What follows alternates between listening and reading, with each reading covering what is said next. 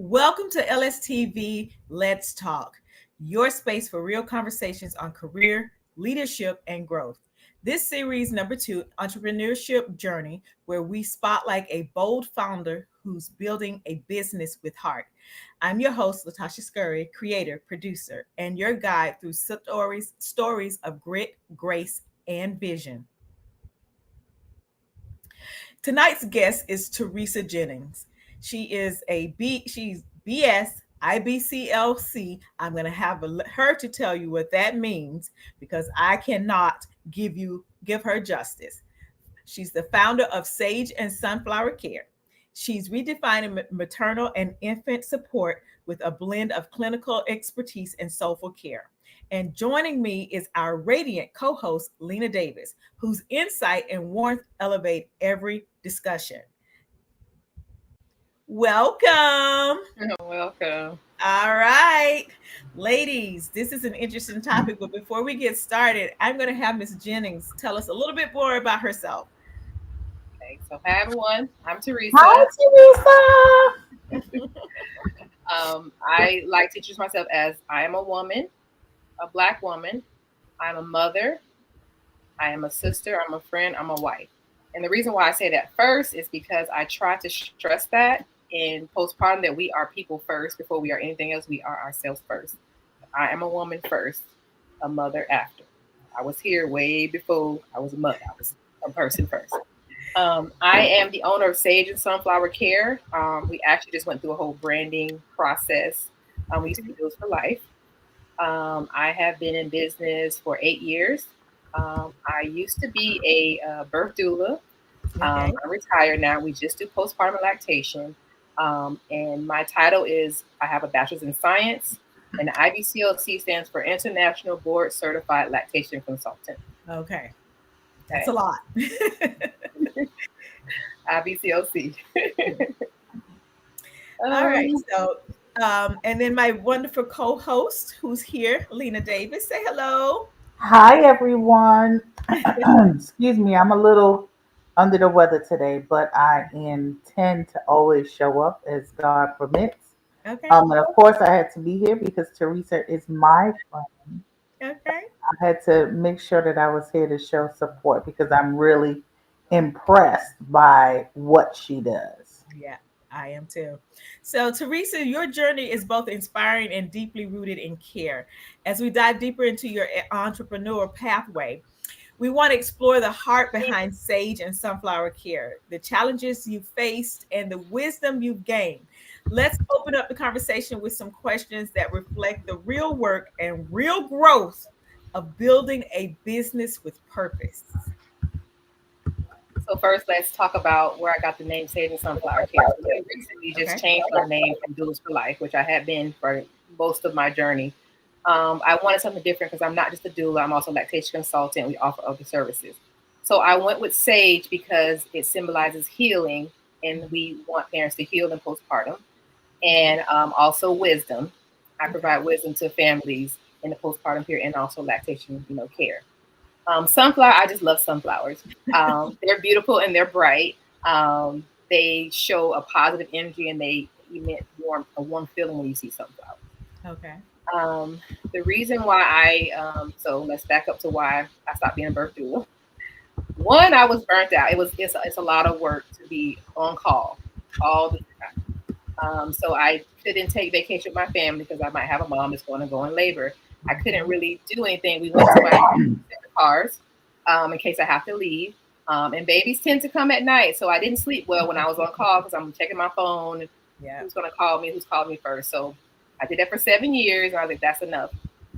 I had a hard time leaving this space because I felt like if I'm not there, who's going to save the Black moms? Who's going to be able to do this? But I finally said, you know what, Teresa, you need a mental break because people don't realize what entails being in a birth space. You only see the outcome after we post pictures of the mom and the baby, but you didn't see what happened behind the scenes.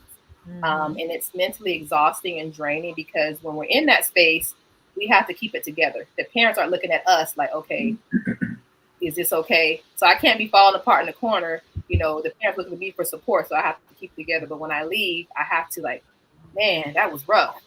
there are outcomes like that. It's not always a good outcome. Right. So I knew for me, I had to take a mental break from birth itself. Um, and there are other Black doulas out there. I was like, Teresa, you can't save everybody. You have to take care of yourself first. I was like, I need to take a break. Um, Postpartum is where I've kind of found my niche now because it's so needed. We don't really discuss postpartum Yep. as much. We talk about pregnancy, birth, we have the baby, but now what? Now what do we do?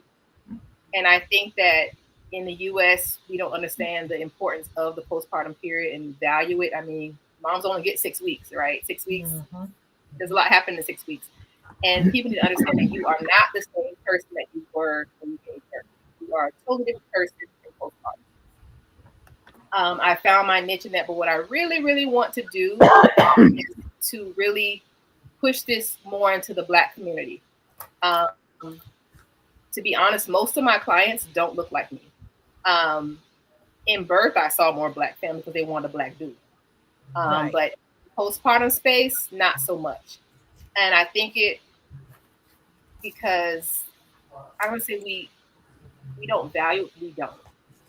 We need more education around. Like I told you behind the scenes, our doulas were our aunties and grandmas. It's now that we've turned into a service and we put a price tag on it. But your doulas and your doulas were your aunties and grandmas that came around and made sure you were, taken care of. But there's this stigma in the Black community that I don't need support. I'm a strong Black woman. I can have a baby. I can do all the things. And we need to realize we also need rest. We're afraid to ask for help. Yep. I don't want to be the strong Black woman. I want to just be a woman who needs help, who needs support. Mm-hmm. So I'm trying to be educate our okay people. to ask for it. Mm-hmm. We need to ask for it and be okay with it. But society has us, something's wrong with us if we ask for help. Like, you could do it. I had a baby, you just get up and you go, you go. But there is a piece in just having that time to be with your baby and bond with your baby. So when I have those moms that I'm able to, pour into and just hold space for them, just, they can talk about whatever, or they can just say nothing at all. And I'm there to provide food for them. I do light housekeeping. We do education. We do breastfeeding support. And lactation side is the same thing. We're seen as we don't breastfeed. So our rates tend to be lower. Mm-hmm. And also because in this field, we're not represented enough. I can count on my hand how many IBCLCs are in this area. There are 5 of us. Wow. 5. Okay. They have what we call gatekeepers. They make it hard for us to come into this space, to get into this space. I just happened to honestly luck up and already had a bachelor's degree. So I was already at WIC and I got my hours. But any regular person that wants to get in this as a Black woman, it's very hard. You have to get clinical hours 1,000 to sit for the exam. Well, you have the other people that will help you with the hours, but they're going to charge you. Mm-hmm. Charge you to do the hours with them. So there's that problem. So I found that I need to be more in this space and show up for my people, because there's something about walking into a room and seeing a Black IBCLC. It's like, I got it. I got you, sis. And their face just changed when they walk in and see I'm here and I'm helping them and I understand things that are not said don't need to be said. Right. We know. So that's my goal right now, is really just getting more into the community and providing more education around postpartum care in our communities. So do you see a difference in age for your clients? Is there younger or older generation that you serve for postpartum more of? Mostly I would say middle age. They're usually in their 30s. Most of them have already established in careers and things like that. So they have the financial thing. But however, I have found this to be true. We value what we want to value. Mm-hmm. Right. If we want something, it's not that we can't get it. We just don't see it as value. I see it often on Facebook. We having these big baby showers because we need to show everybody that we can do it, right? But then when postpartum comes, you have no support. Everybody's disappeared, or I'm helping, everybody disappears because we value the wrong things. Okay. And I wrote a blog a few years ago. What if we value postpartum like we valued our wedding day? All of us dream our wedding day. What if you plan for postpartum like you did for your wedding day? What if you put money to the side? You know you're going to have kids. Why don't you put money to the side to have for your support later. We don't think about those things. That's a whole conversation all by itself. That planning for the baby part. A lot of people ain't planning for them babies. They just Right. coming. But even in the midst of that, the value of knowing there's an option to have a support system out there is what makes the difference. Now, Teresa, I have a question for you. So people don't really realize how long postpartum really lasts. And I, for one, didn't realize after I had my daughter the time span and that I was actually going through postpartum, but like you said, we're trained to you got this, do this, you ain't going through nothing, just handle it and I was really feeling kind of overwhelmed even though it wasn't my first child. You took that right out of my mouth because I was about to ask the same question. Do people even know that they're going The through length of time. postpartum? Right. Always, not always, not always. So with that, that's another thing on how we distinguish ourselves. So like people, are, oh, so you're like a babysitter. With postpartum, say no, I'm not a nanny because the service I offer can be similar to a babysitter or a nanny. And I clarify the difference is I'm trained to see things that are seen and unseen. When I go into this space, I'm looking at this mom. How is she interact with her environment? How is she with the baby? Has she had a shower? Does she look separated from the entire situation? I'm looking at Mhm. all these things. I'm asking her spouse, hey, how's mom doing? Kind of trying to get a background of what's going on. But I'm looking at how she's interacting with her environment. Is she very, pushed away from the baby? Or is she too much over the baby?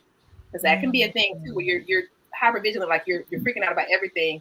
That's a sign of postpartum also, because you're just I can't leave my baby because something's gonna happen. I can't do this because something's gonna happen. Mhm. Moms that have had traumas or have lost babies, they're more hyper vigilant like that. Um, Mm. but it's definitely education around what postpartum looks like. And postpartum is more than 6 weeks. Mhm. But you know that in slavery times, we didn't get time off. And today, I just say we live in modern day slavery. It's the same thing. You have a baby, you go back to work. You haven't a fully established breastfeeding. Now you're made to send your baby to daycare, and they may or they may not feed the baby properly. So you may end up giving up breastfeeding because the daycare is wasting the breast milk. Mm. They're feeling your baby's not getting enough, so they're offering formula. Or you have a family member. I've had moms that come to WIC and they got to choose whether they're going to breastfeed or going to go to work because grandma said, I'm not giving breast milk. It's not enough. I'm giving formula. So are you going to argue with your babysitter or are you just going to give up and give the formula? You got to Right. choose. So I see that often, and I just see a lot of misinformation about breastfeeding in our community. It's very sexualized in our community. Oh, I can't have no baby on my breast. So if I have a son, he can't breastfeed. No, my husband don't like that. I see these things.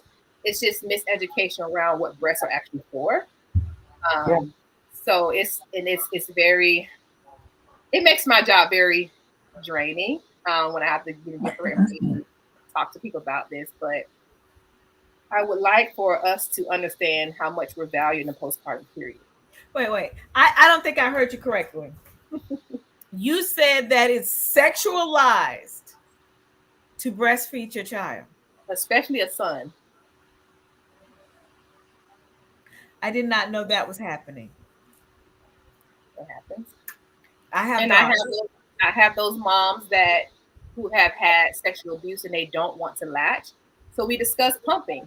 I don't assume that everybody wants to latch the baby to their breast. I understand that. So we say, well, what about pumping? Because pumping is still breastfeeding. So we go through things that will make her comfortable. I don't want to like I'm making them breastfeed. How can I help you? Because I also understand that breastfeeding is not the only thing in their lives. It's a small part of their lives. We have moms who are working 2 and 3 jobs. They have other kids. So breastfeeding is all part of their lives and it requires a lot of work. So with that in mind, how can I help you breastfeed? How can I make this easier for you? Because I can't tell you what to do. I don't live your life. So we come with plans that work for their lifestyle to make them comfortable to breastfeed and be successful. Now I have a question. In your business, um, how far after do you help with the families?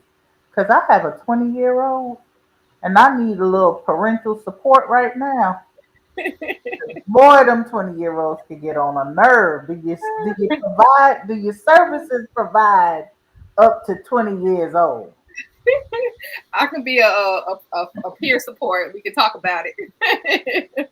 But usually, on average, families will book us from 6 weeks, and I've had to 6 months. And that's usually my twin families, and they just more of we've been with them from the beginning, so they won't let us go. And I'm like, well, you would be cheaper to pay for a babysitter because we cost more than a babysitter, but they again adapted to us being there. I personally don't like to be in the space at 6 months because your baby's doing too much. They crawling around and stuff. That's a nanny type thing.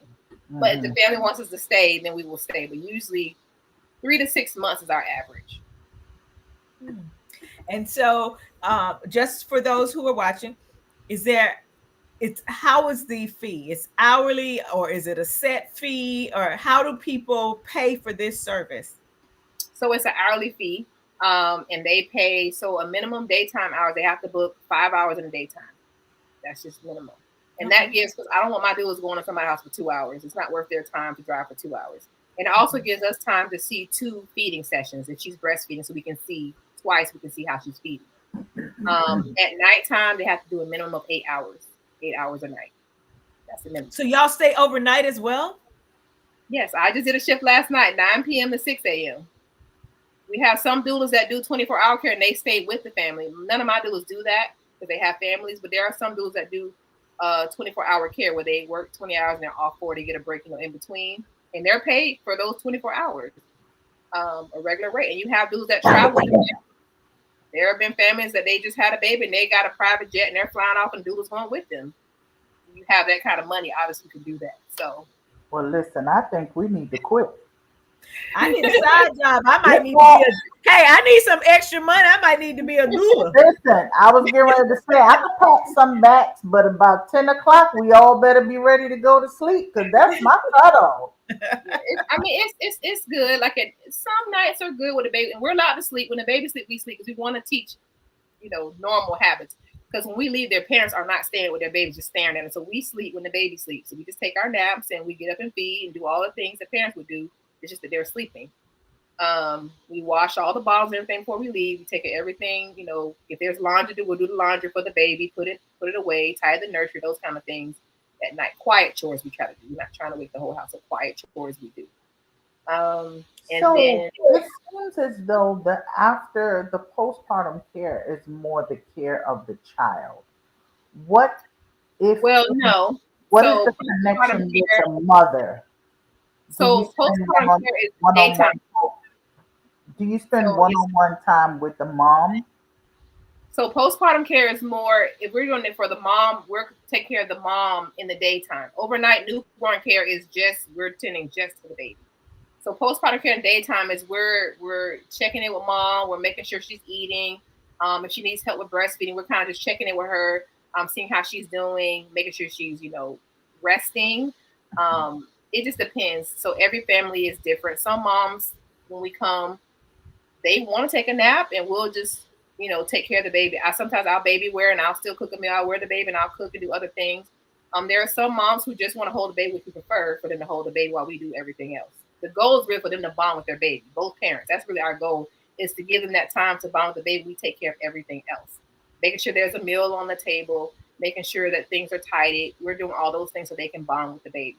But that's not always the case. Wow. That's incredible. Do you find that single parents take advantage of this opportunity as well? I haven't seen too many single parents. I mean, doesn't mean they aren't here. Because of the price, probably because of the price. Yeah, I haven't really seen. I would say because there are some families, some single families that they can have bread. I just never really, I haven't seen it. Doesn't mean it doesn't happen. I just haven't had any. Right. And back to your question about, so they pay hourly rate. Some families might have benefits through their job that will pay for postpartum care. Okay. We do take HSA, so they have HSA account. They can pay from that account. Carrot is one that's really popular. It's basically what their employers buy into, and they can use it for fertility, birth, postpartum, and they may get $6,000 to use, but they got to use it within the first 6 weeks. So I've had clients like that, which is hard because I can't staff them because they want 7 nights a week, and I'm not going to have my doula go 7 nights a week. That's just not safe. But they want to use all the benefits in those 6 weeks, and they get reimbursed. They pay us up front, they get reimbursed by their employer for the benefit they use. Okay. So CARE is one they use. So, Tasha, can I just ask this really quick? Do you take insurance? I haven't found insurance that does postpartum. okay. Mm. So, Another one of the things added to the list that's not provided for women via yeah, insurance. yep, postpartum. So we had an earlier conversation. You go into hospitals. Mm-hmm. So I just had a mom a few weeks ago. She was having a C-section, and she wanted me in the birth, but this particular hospital, they don't let two people come in. Some do, some don't. So she still paid for me to be her birth doula, even though I wasn't there, which is fine. I took the money, period. But she also wanted 2 nights of postpartum support because they had a smaller child at home. So once she had the baby and they were settled, I went home to rest and I came back for overnight care. So I was in the room with her in the hospital for those 2 nights while she was there at night, just to kind of be the extra set of hands so she could rest. And I took care of the baby so she could rest. I did all the things I would do at home besides cooking. I did all the things at the hospital. Okay. So I have a question for you. Uh-huh. With all of the support that you're providing, what is your backup support for yourself? What's your self-care regimen? That's funny you asked that. So the good part is I have doulas that do take up when I have I can't do it. I've been trying to actually get out of overnight care because I do lactation in the daytime. So it's kind of hard. Like right now I'm doing this client because nobody could take this client. So I took the client. So I don't normally try to do this, but I'm trying to get away from doing patient care that's in the nighttime and just doing daytime support. But I do have doulas that work with me. But See, I'm that's still what doing behind the scenes. you need to go to sleep at 10 o'clock too. I know. Yes, So I take it that there's a market for this. There's definitely a market. You just have to find your target market. There's one doula that I work with. Well, she's a college, not to work with, but she has an agency in Tampa. Her market, her rates are about 65 an hour, but her clientele are the Buccaneers. There you go. Okay. So she has a higher end client, so where she is, so that makes sense. So mine are not housed in that clientele, but you can have doulas that charge anywhere from 25 to 50, depending on your location, an hour. Okay. But I will say this. You pay for the things you want. Mm-hmm. People will find $500, $1,000 for a Beyonce ticket, but you won't find $25 an hour for your postpartum mental health care. That's So the struggle. you have to make it. This is just me talking. People have to start realizing the benefit of this to know this is something you need to invest in because you got a newborn baby. If your mental health ain't right, you ain't right. How do you take care of this child to your fullest? And then in 6 weeks, they're expecting you to be back to work. Right. Absolutely. So, what inspired you to create this? Was it a personal journey, or you just were looking for a business model that worked for you? I don't say it's a personal journey. I'm just more looking at my community around me. I've been blessed where I've had family postpartum support. So I didn't necessarily experience that on my own, but just seeing the moms around me that could use the support, definitely in birth. We all know about Black maternal health, so that was important to me. Right. I may not have experienced those things in my birthing, Mm-hmm. journeys, but there are a lot of people around me who have. So it was important to me to be in that space. Um, as a birth doula. That was a whole other journey, and it was a lot. Hospitals were definitely my hardest. I felt like I was going to war every time I went because I have to not fight, but I made my presence known. I'm always respectful, but however, I let it be known I'm not just a doula. I have medical knowledge as well. You have to prove yourself. In a sense, and you don't want to be that angry Black woman, if you will. But I would say things to let them be known that I'm here and I'm watching, what you're doing, and I'm asking questions. But really, when I meet moms prenatally, we have a discussion about what they can do. I'm not there to speak for them. I'm Okay. there to stand beside. I don't. Oh, I'm gonna do what she can speak for me. That's not what I do. I give the parents the tools they need, and I'm there for backup because they need to speak for themselves. But Right. I'm for backup for them. We have a code word. They might think. I say, okay, when they say this word, I know she need me to step in. I'm like, remember you said, I might remind them, remember you said that you want X, Y, and Z. Because sometimes when you're in labor at the hospital, they don't care that you're having a contract. They want you to sign the papers and all these things. You're just like flustered, so you're just trying to sign. Remember Mhm. you said you didn't want the ointment for the baby. Remember you said. So I will remind them of what their birth plan was Hmm. that we went over. So they can kind of, I don't want moms to regret something that they didn't want to do. I was just Right. flustered. I just went ahead and did it because they told me to sign the paper. So I reminded, remember you said this, remember you said that. So I also like to make sure that dads know I'm not replacing them in the birth space. I'm not replacing you at all. I'm there as a support to you. And I always make a joke like, I'm not going to kiss your wife. I'm not going to kiss your job. I'm not doing any of that. And Right. also, when I do home births, I teach the family how to do labor before I get there. I don't come in early labor. I give them tools so okay, you're doing this with her until I get here. When I come, then you may have a break and I'm going to work with her because when I come, we move, we outside, we walk, and we squat, we going to have a baby because I'm not trying to stay here all night. We having a baby today. So I give them the tools they need to interact with their partner. And I also say, you don't need me in early labor because you're not doing anything. I'm just staring at you. There's no need for Mhm. me to be there. When things Okay. get hot and heavy, then you need me. But you Right. don't need me staring at you in early labor. That's time to bond with your spouse, watch a movie, chill out, relax. And then when things get, where it's getting real, then I come. So So, we talk about that. so how do you build trust with your clients, especially in such intimate and vulnerable moments? How do you build trust with your clients? So we do that through prenatal business. Actually, we do it in the interview. So I'm very big on energy. I am honest with people. I said, don't pick me because I'm a black doula. Pick me because I share your same values. Because I say this all the time.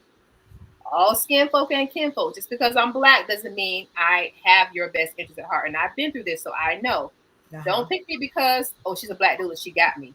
Make sure that I'm the person you want in your space because when you're in labor and you have all these mixed energies, it can stall labor. It can. Okay. You're like feeling like resentful, like I really didn't want that doula, but I picked because she's black. I really don't like her. So you're all this time you're thinking about something, but you're not focused on what happens. I've had mother-in-laws have to leave the room because they're doing too much. They start getting involved and she's getting flustered. So labor has stalled because she's too focused on, I'm gonna need you to leave. We need to calm the space down. Mom needs her space. I've had to do that. Like everybody let's just back up, give her some space.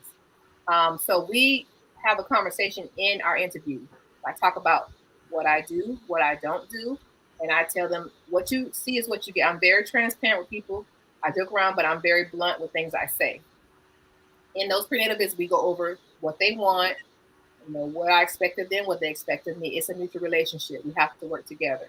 Because I want to make sure we go into that space when they're very vulnerable, that they can, and that comes with having prenatal visits with them and interacting with them outside the birth space. Wow. You So I have have a question. thought about So everything. how would you share with a group of black women how important it is to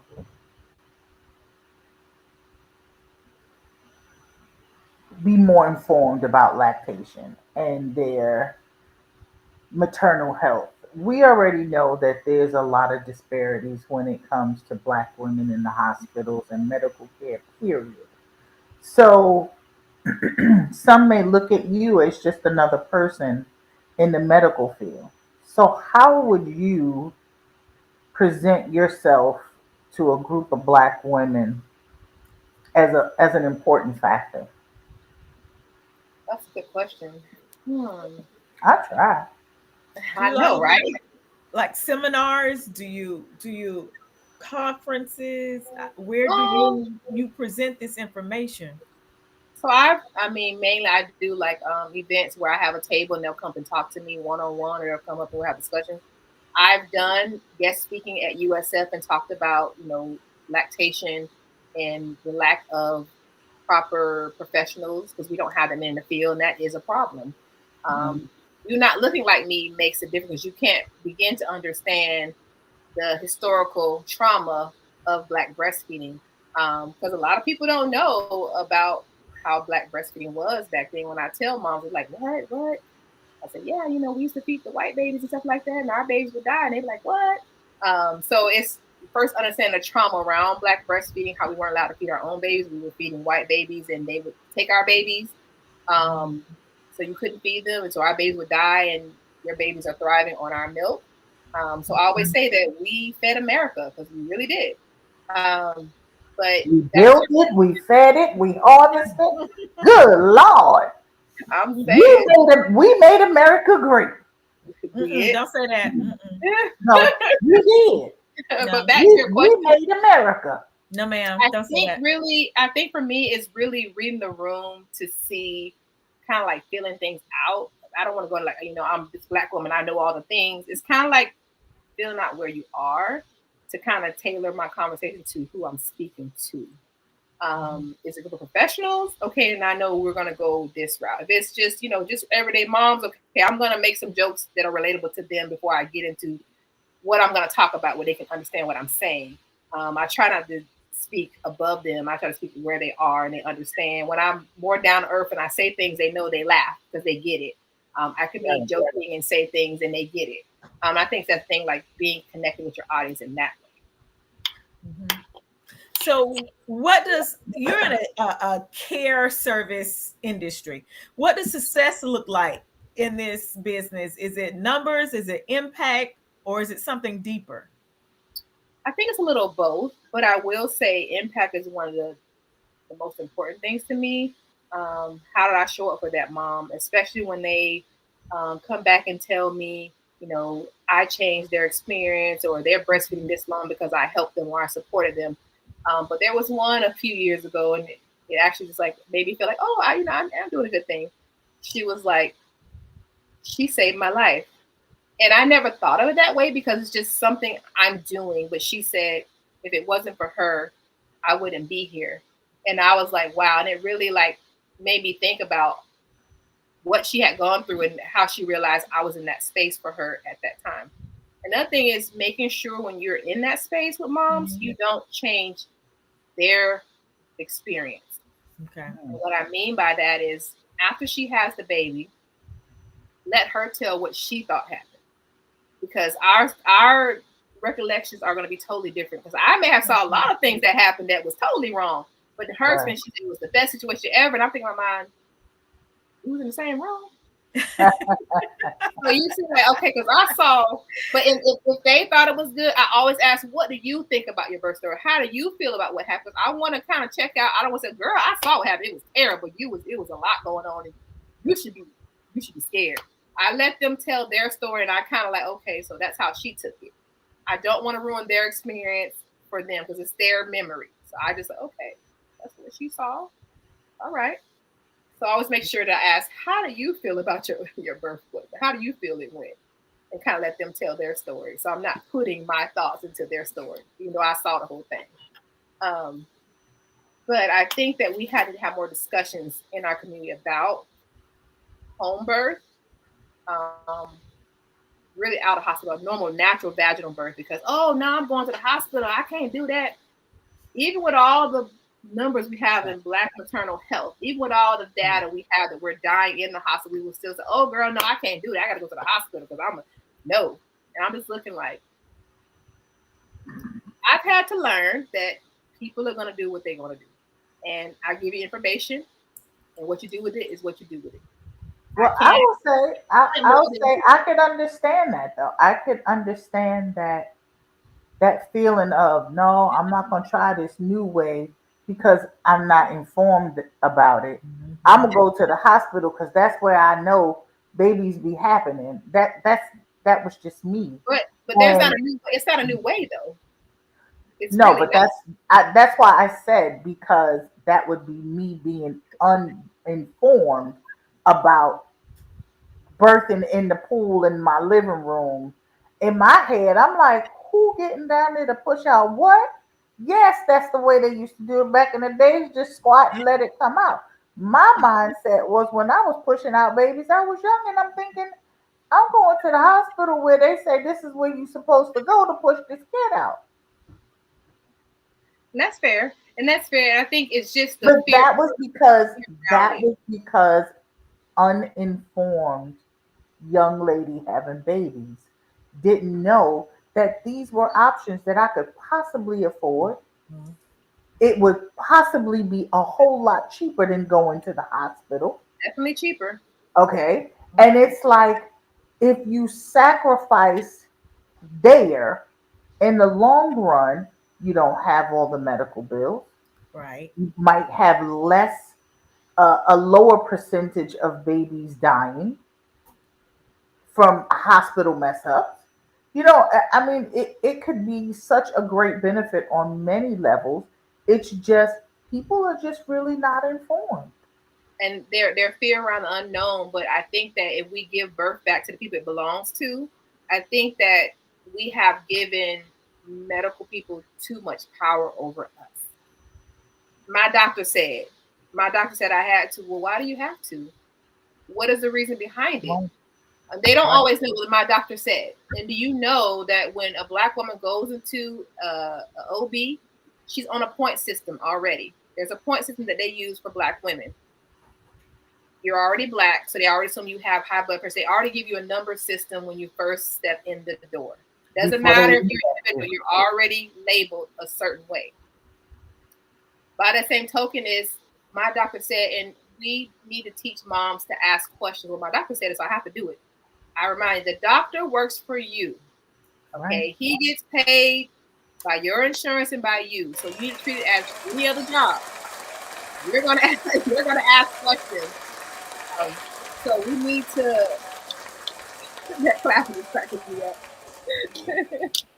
We need to teach young people in the beginning, even as little as they are, about asking questions. Like when your kids are about to teach them to ask questions at their appointments when they're able to. What happens with this, or why are you doing that? What is this for? We just say, oh, doctor said this, we must do it. Remember, they're practicing medicine. They're Right. practicing. Yeah. Sometimes they don't get it right. Yeah. My daughter works at a prominent hospital here in Tampa. I won't say their names, but she works in the postpartum. Um, I think she would have benefited from this conversation, just because she actually enjoys it, and she's hoping to land a job in in that hospital in the same department, because she was like, Mom, it's just so rewarding. First, I get to see the baby, she said, but I also get to help the patient. So I don't know exactly what she does, not having a degree in as a BS yet, because she's just a CNA. But she's just like, I really enjoy this. And I think that whenever I cross over with my degree, I'm going to enjoy this more. But I really want her to have that private conversation with you, so she can understand exactly what she's getting into, because she's only touched the surface. She hadn't seen everything that you've seen before.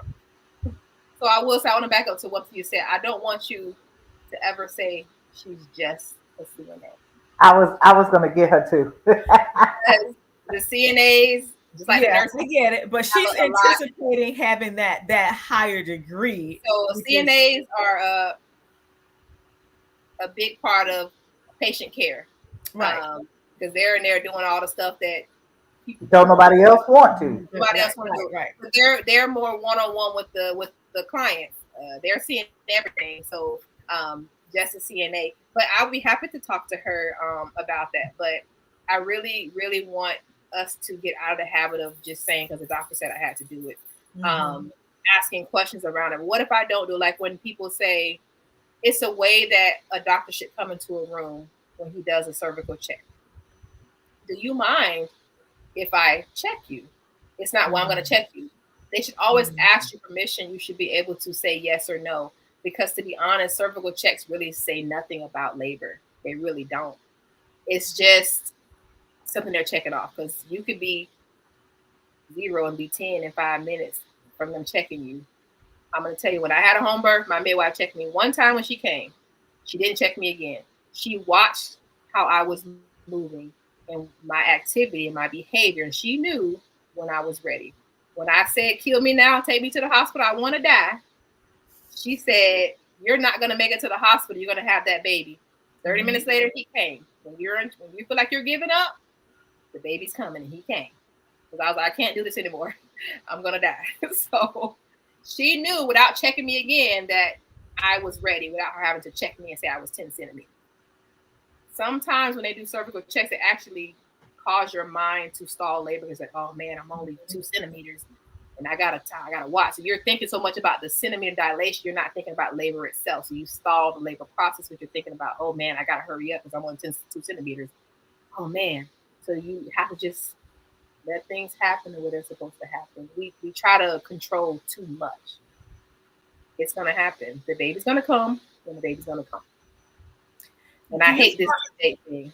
Oh, I have a due date. A due date it's a guesstimate. It doesn't mean the baby's gonna be born. Oh, my doctor said my due date. I gotta have my due date, but nobody can really tell you when you got pregnant. It's based on your last cycle. You weren't even pregnant when they count those two. You technically weren't even pregnant yet. So when they say, oh, I'm due date, I'm like, it's a date that you might have your baby at that time. Doesn't mean that it's going to be that day. So we're inducing moms for no reason. So, what would you say you wish people understood about breastfeeding? What would you want them to know more about why breastfeeding is important?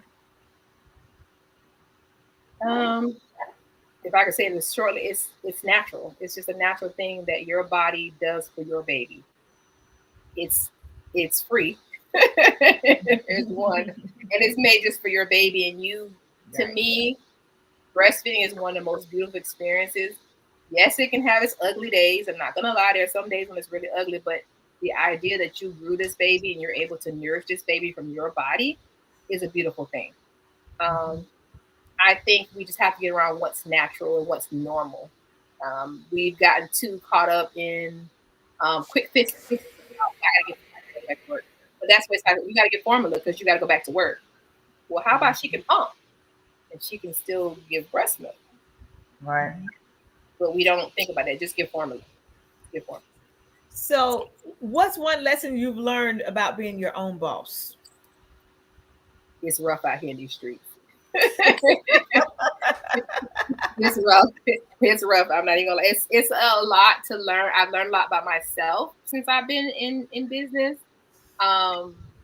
Just that I could be all over the place, but I've learned how to rest, take time, because I tell my patients self care. Take care of yourself. But I don't always practice those same things in my situation. It's easy to tell you what to do. It's always easy to tell people what to do.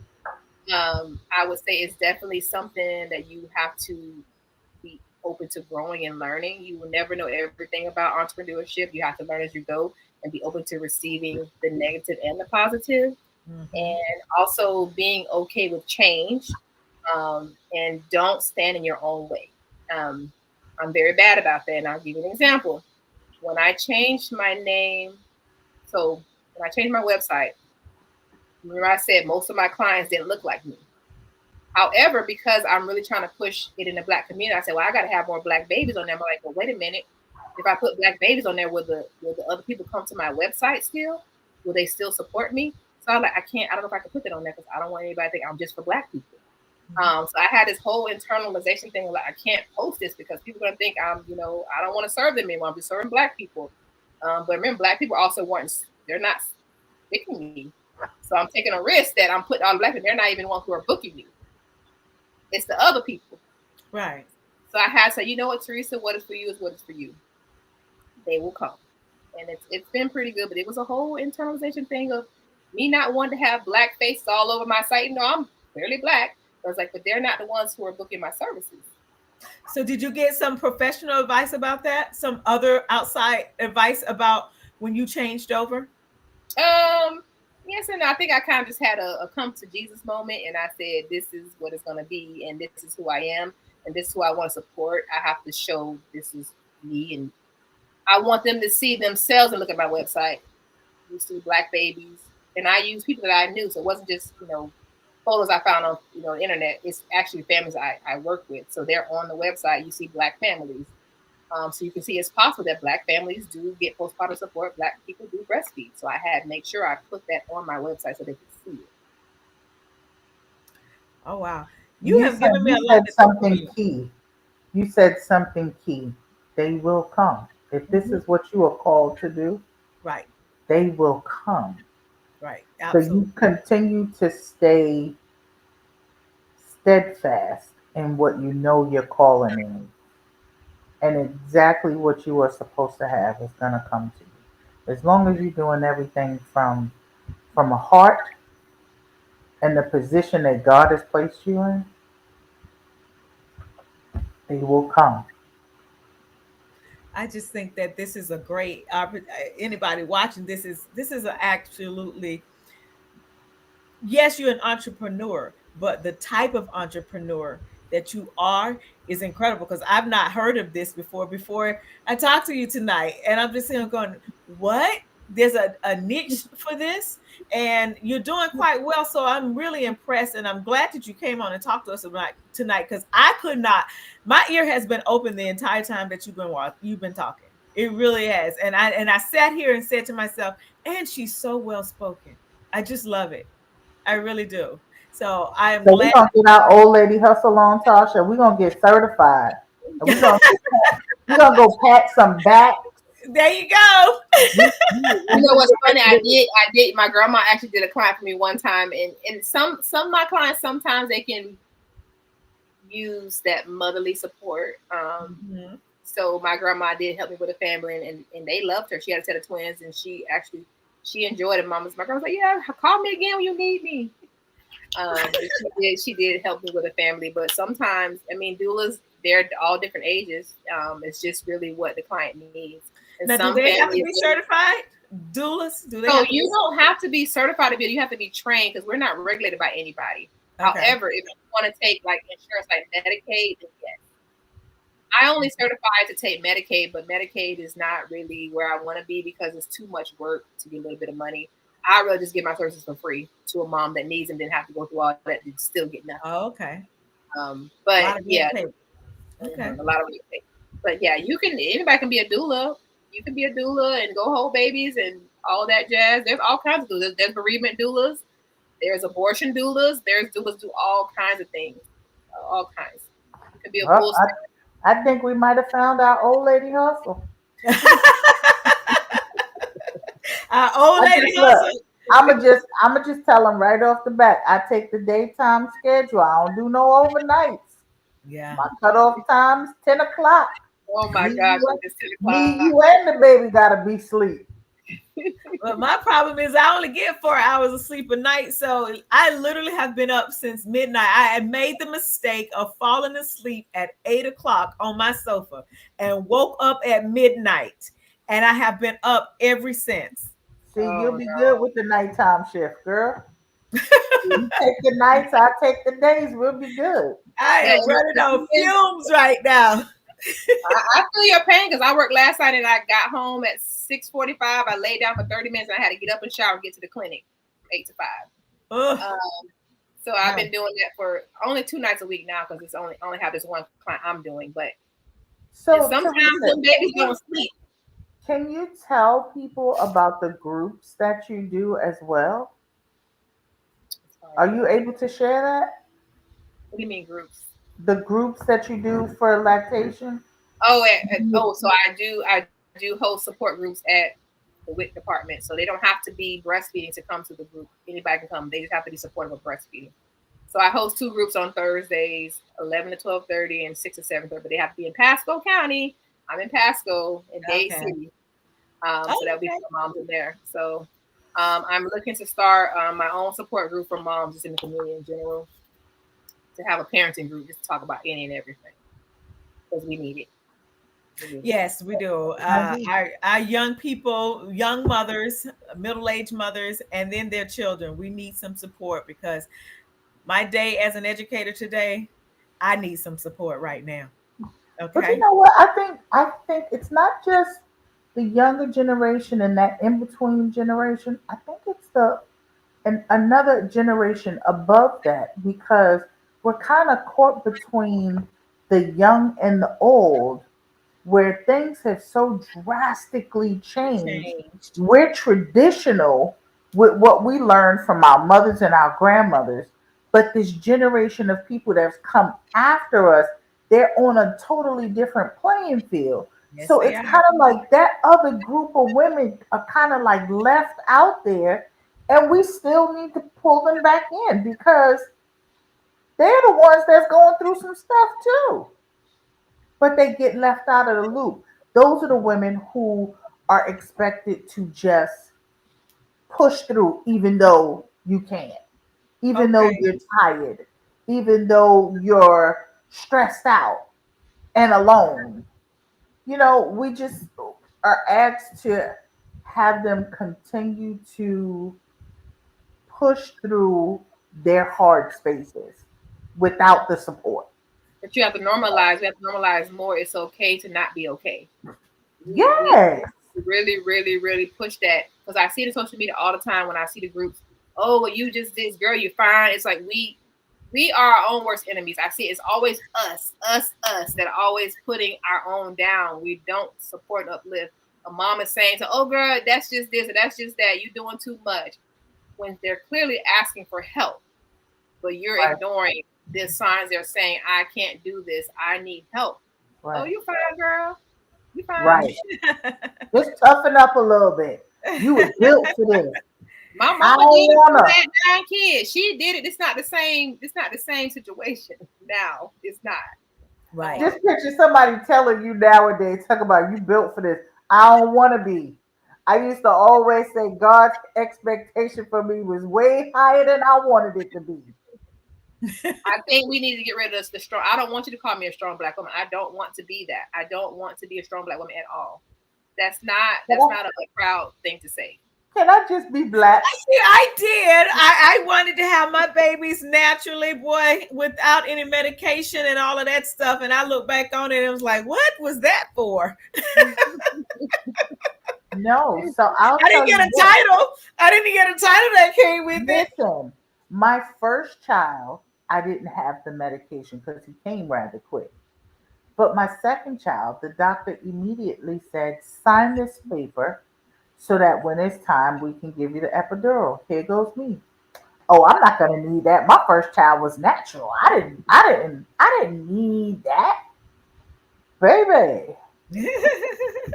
Them little 5 centimeters came by quick. Yeah. And those contractions was hitting hard. I was like, get the doctor. I need the medication. But I didn't. I did both of them natural. The Girl, first one, 12 and a half hours, and the second one, 9 bless your hours. heart. Bless your heart, because your girl punked out over here. She punked out. Now, this is real talk. This is where the real talk comes in. I punked out and said, later for that, find the doctor, get the medicine. And guess what? It was okay. I experienced one kid naturally, one kid with a little assistance. That's Yeah. it. It's all right. It's all right. It's I your first did it. experience. I did it. No medication. I was proud of myself. But then I look back and I was like, why? That I you didn't I get should a. have don't got do the that. you should have got the medication. Yeah, I that's think what my it's mother-in-law just a said. personal thing. Like I felt good mainly for me is because I had a VBAC. So when I went with my third child, went to a black OB and I said I want to do a home birth. He said, oh no, nobody's gonna do that. You're gonna have to go to a hospital. He's already telling me that I can't do this. He's already telling me that I can't trust my body. So I ended up going to a midwife and I did all my care with the midwife and we had a home birth. So I had a vaginal birth after a cesarean. I was proud because I showed like I did this. I had a C-section and I still had this baby at home. Like I showed him. I kind of want to go back and say I told you. Uh-huh. But Uh-huh. that's one of the things I'm telling you. Black just because the black doctor doesn't mean they have your best interest at heart. He's already telling me, yep, you got to go to the hospital. You can't do that. You're gonna have a C-section. 13 years ago, I had a C-section. This is a different time. I'm healed. That was 13 years ago. I'm good now. But he's like, nope, can't do it. Oh wow. Mhm. Well, we prove them wrong every day, all day. Uh-huh. And so listen, this conversation has been real. It has flown just flowed so well together, Yes. meshed so well together. I didn't even realize the time.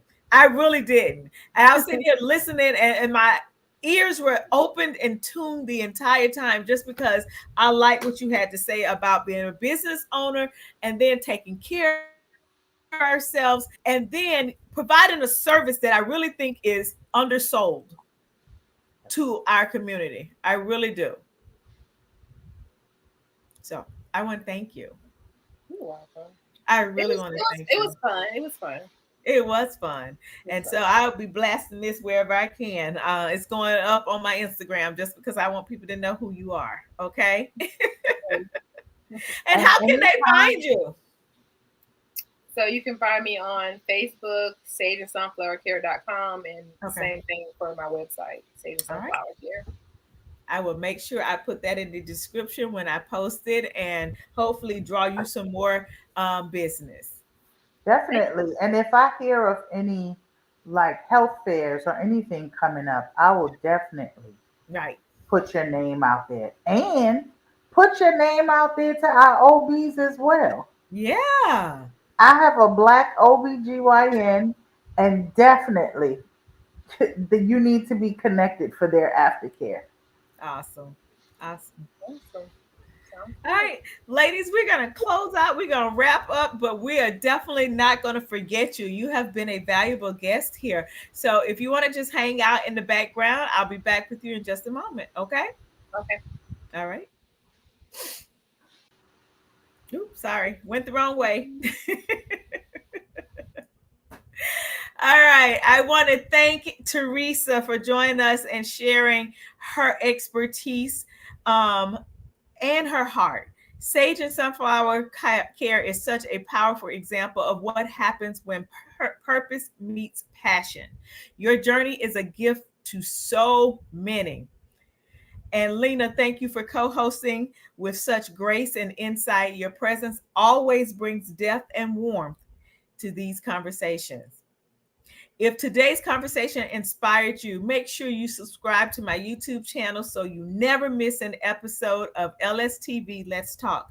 We're building a community rooted in growth, leadership, and real talk, and you belong here. And if you're an entrepreneur, leader, or change maker with a story to share, I'd love to hear from you. Email me at scurry.latasha@gmail.com to be considered for a future guest. Let's keep the conversation going. To our viewers, remember that breaking the glass ceiling is not just about reaching the top, but lifting others as you climb. Let's talk more about empowering conversations. Until next time, strive, lead, and break. Good night.